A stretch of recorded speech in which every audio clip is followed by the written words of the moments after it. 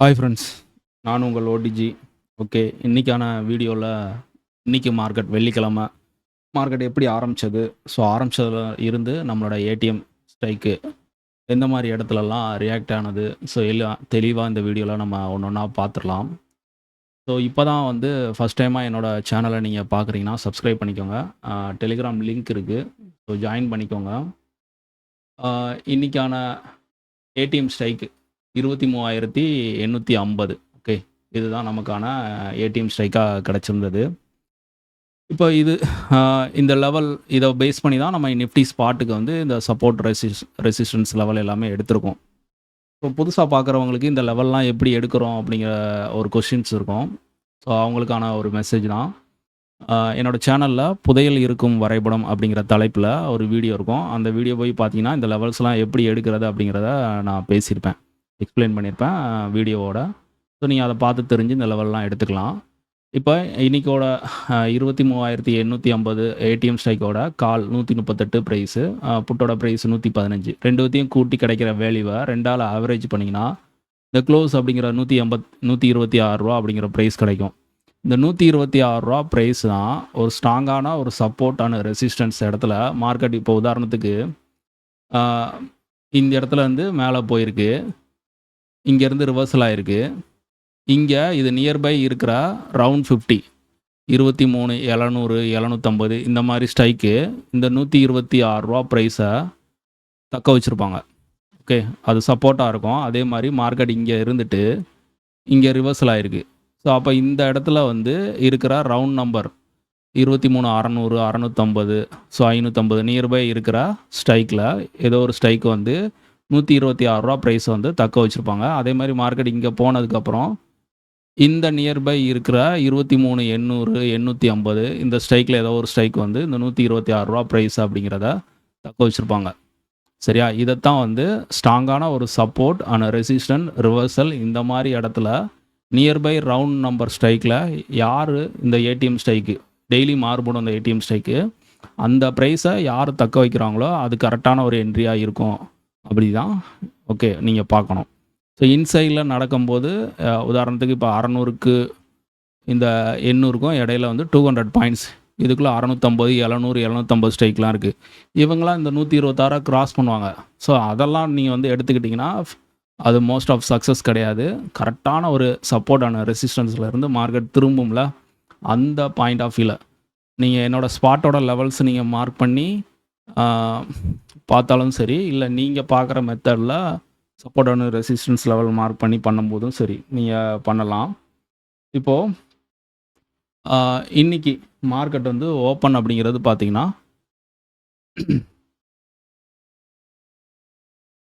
23,666. இது ஒரு gap down open. முந்தின நாளோட லோவுக்கு க்ளோஸுக்கு லோவுக்கும் கீழே ஓப்பன் கொடுக்குறாங்க. ஓகே, இது ஒரு கேப் டவுன் ஓப்பன். ஓப்பனில் 5 விதமாக இருக்கும். சரியா, மொத்தம் வந்து ஓப்பனில் 5 விதமாக நான் எடுத்துக்கிடுவேன். ஒன்று வந்து ஃப்ளாட் ஓப்பன்.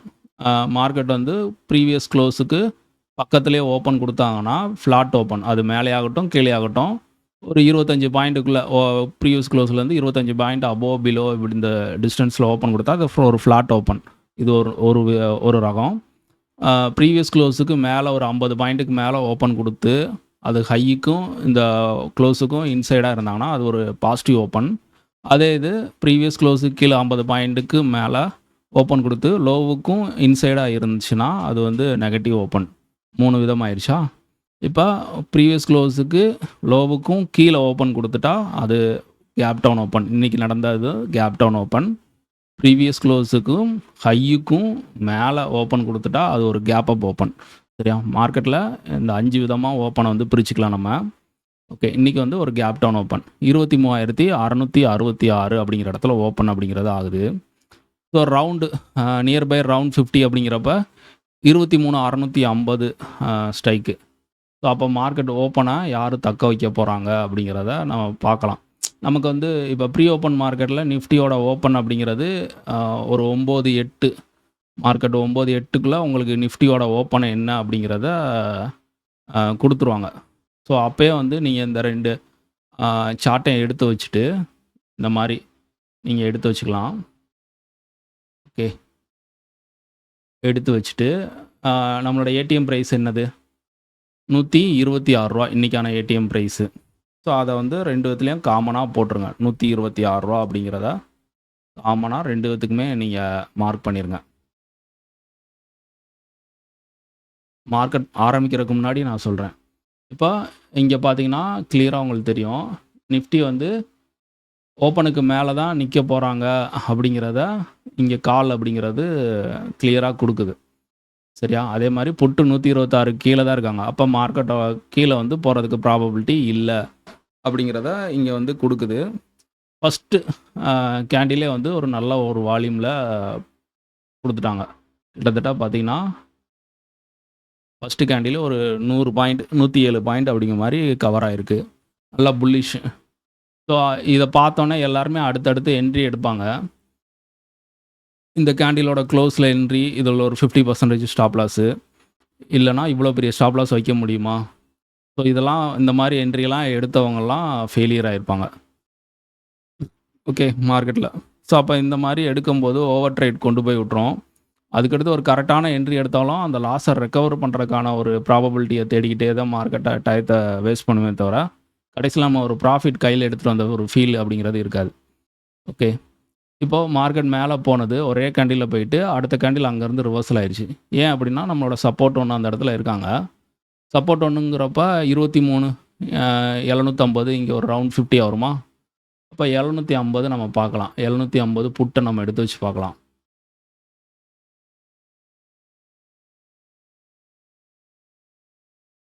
$750 புட்டு 126 ரூபாய்க்கு கீழே இருந்தால் மட்டும்தான் நிஃப்டி வந்து ஃபர்தராக இன்னும் மேலே போகும்.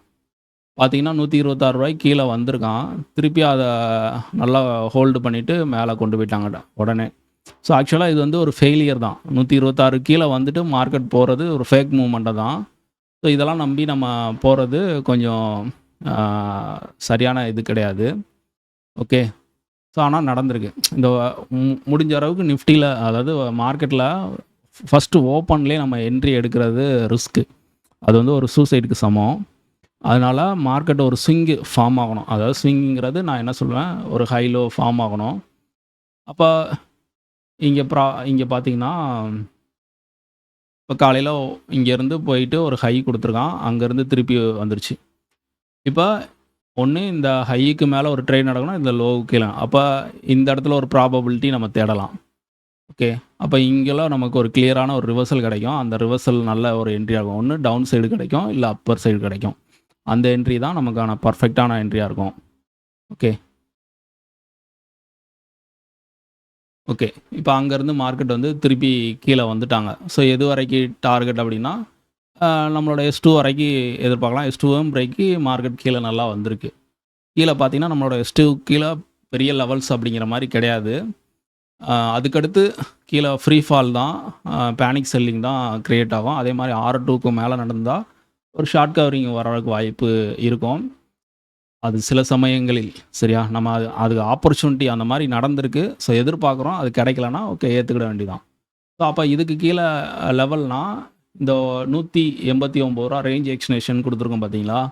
இந்த S2லேருந்து அடுத்த 189 தான் ஃப்ரீ ஃபால் ரேஞ்சு. ஓகே, இது சம்மந்தமாக நான் ஒரு வீடியோவில் நான் பேசியிருப்பேன், நீங்கள் பார்க்கலாம். ஓகே, இப்போது மார்க்கெட் இங்கேருந்து ரிவர்சலுக்கு வந்துட்டாங்க. ஸோ ஒரு 600 வரைக்கும் வந்திருக்காங்க. சரியா? 600. இப்போ நீங்கள் சொல்லலாம் ஒரு கேள்வி, இப்போ முடிஞ்சு போன மார்க்கெட் 600 வந்திருக்கு, அந்நேரம் 600 வரைக்கும் தான் வருமா அப்படிங்கிறது நமக்கு எப்படி தெரியும் அப்படிங்கிற மாதிரி ஒரு கொஸ்டின் இருக்கும். ஆமாம், ஒரு சிலருக்கு கண்டிப்பாக அந்த மாதிரி கொஸ்டின் வரும். உண்மைதான், அது கேட்குறதுல தவறு கிடையாது.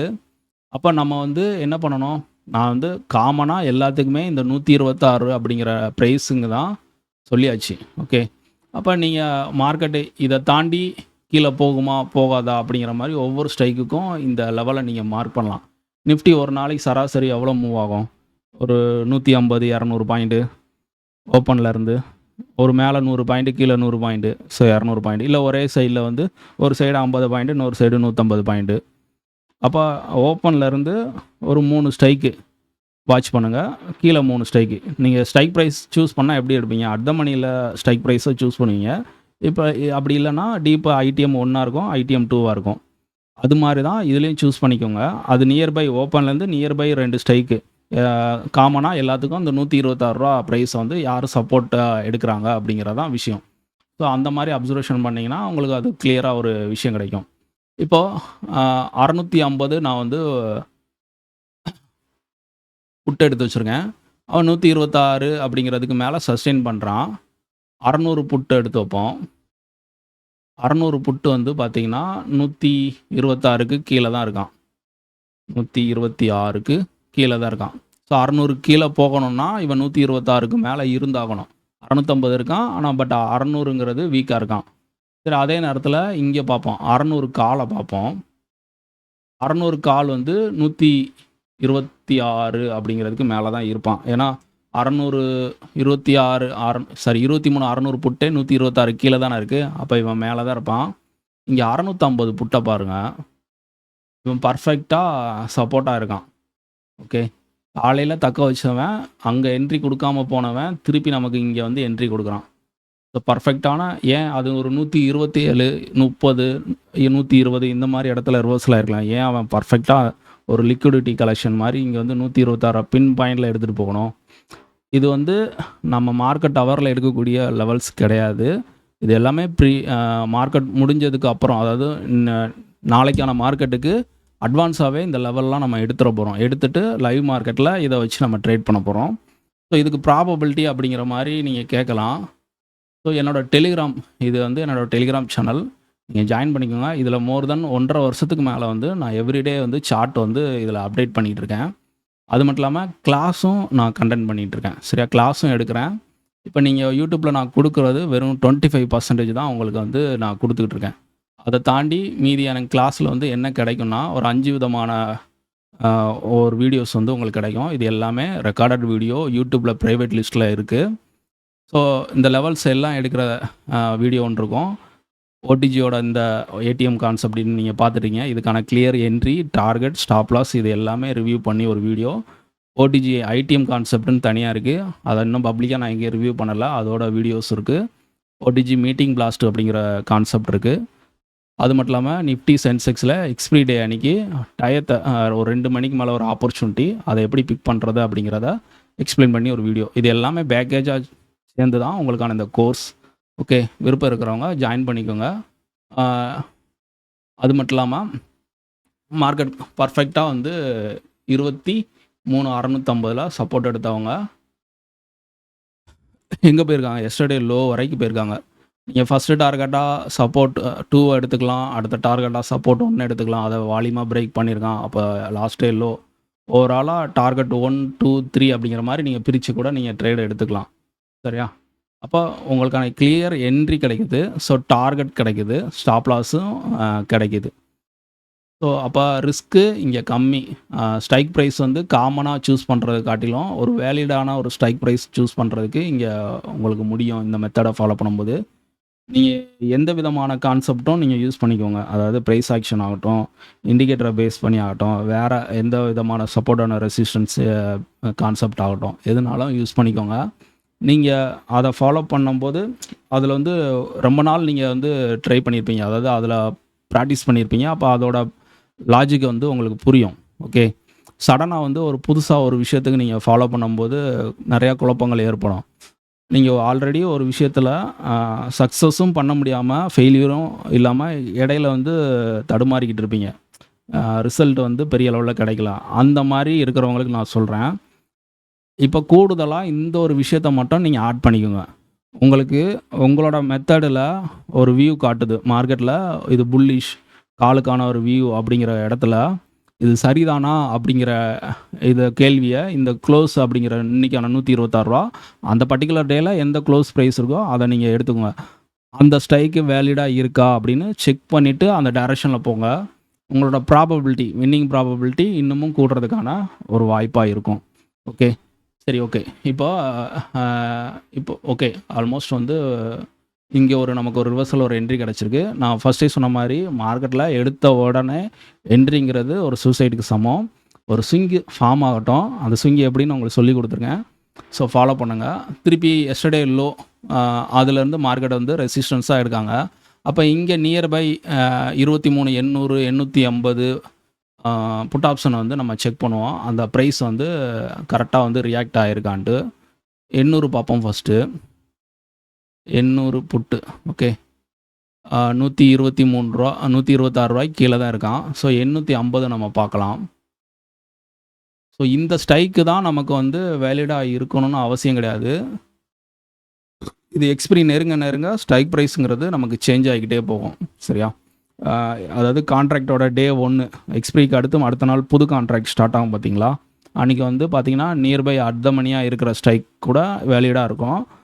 அடுத்த நாள் மாற ஐடிஎம் 1 இருக்கும், 2 இருக்கும். எக்ஸ்பிரி அன்றைக்கி ஐடிஎம் 3, 4 கூட வர்றதுக்கு வாய்ப்பு இருக்குது. சரியா? இப்போது இங்கே பார்த்தீங்கன்னா 850 ₹126 ஸ்ட்ராங்காக சப்போர்ட் எடுத்துக்கிறான். ஸோ மார்க்கெட் அதனால் மேலே ஃபர்தராக போகலை, ட்ரெண்டு வந்து மேலே போகலை. ஸோ இது கிளியராக இங்கே வந்து நமக்கு கிடைக்குது. ஸோ அதே இடத்துல வந்து 23,800 நம்ம பார்க்கலாம் கால். அவன் 23,600க்கு சாரி ₹126 கீழே தான் இருப்பான். இல்லைனா அவனுக்கு அது ரெசிஸ்டன்ஸாக இருந்திருக்கும். ஸோ மேலே தான் இருந்திருக்கான். ஸோ 850 நம்ம பார்ப்போம்.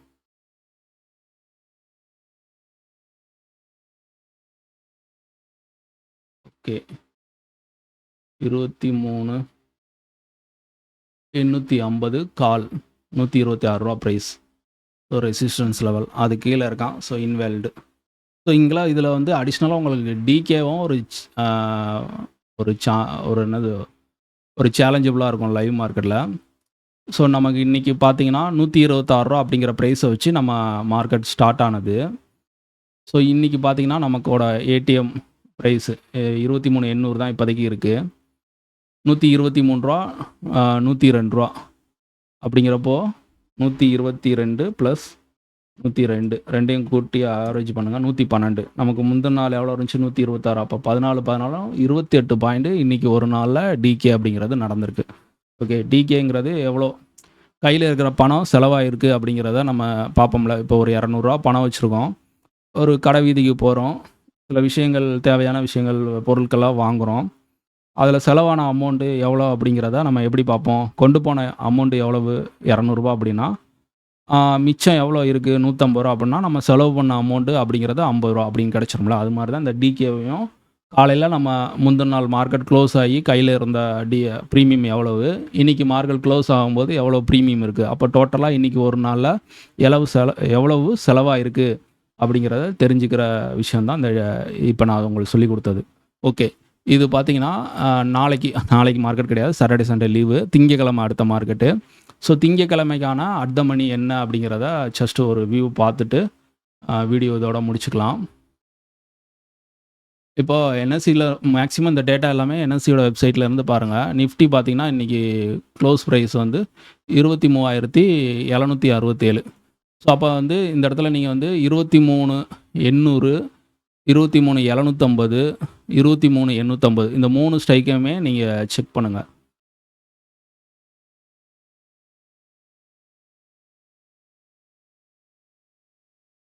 வீடியோ ஸ்கிப் பண்ணாமல் நீங்கள் பார்த்தா மட்டும்தான் உங்களுக்கு நிறையா விஷயங்கள் புரியும். இப்போ இங்கே பார்த்தீங்கன்னா 23,800 இந்த க்ளோஸ் தான் நமக்கு முக்கியம். சரியா? இந்த க்ளோஸ் ப்ரைஸ் தான் முக்கியம். இப்போ 117, 113, கால் 117, புட்டு 113 ரெண்டுத்துக்கும் உள்ள அந்த பாயிண்டோட டிஃப்ரென்ஸ் வந்து பார்த்திங்கன்னா ஒரு 4 பாயிண்ட் இருக்குது. சரியா? இந்த மாதிரி பாயிண்ட் நியர்பை இருக்கிற ஸ்ட்ரைக்கில் காட்டிலும் 23,750, 23,850 இது நியர்பை 800 பக்கத்தில் இருக்கிற ஸ்ட்ரைக்கை நான் சொல்கிறேன், மேலே கீழே. அவங்களோட பாயிண்ட்ஸ் வித்தியாசத்தை விட யார் கம்மியாக இருக்கானோ அவன் தான் ஏடிஎம் ஸ்ட்ரைக்கு. இவன் 4 பாயிண்ட் வித்தியாசம் கம்மியாக இருக்கான். நம்ம 750 பார்ப்போம். 145, 91. அப்போ கிட்டத்தட்ட ஒரு 55 பாயிண்ட் அப்படிங்கிற மாதிரி டிஃப்ரென்ஸ் இருக்குது.